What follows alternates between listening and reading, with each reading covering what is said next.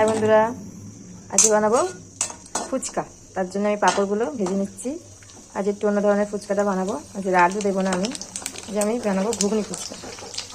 ফুচকাগুলো আমি ভেজে নিয়েছি। এবার আমি এই যে আমার ঘুগনিটা আমি করে রেখেছিলাম, এর মধ্যে আমি দিয়ে দেবো পেঁয়াজ কুচি, লঙ্কা কুচি, ধনেপাতা কুচি, দিয়ে দেবো জিরে গুঁড়ো, জিরে ধনে সব গুঁড়ো পাউডার পেস্ট করা। লেবুর রস দিয়ে দেবো,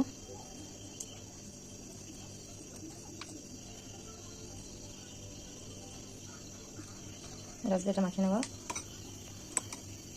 বাড়িতে বানিয়ে দেখবেন, সত্যি খুব টেস্টি খেতে। এভাবে আমি রেডি করে নিয়েছি। এবার আমি একটা কাপড় ফাটা ভাঙবো,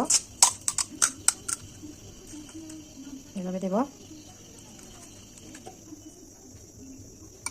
দেখুন কতটা সুন্দর লাগছে, যেমনি দেখতে সুন্দর সেমনি খেতেও খুব টেস্ট।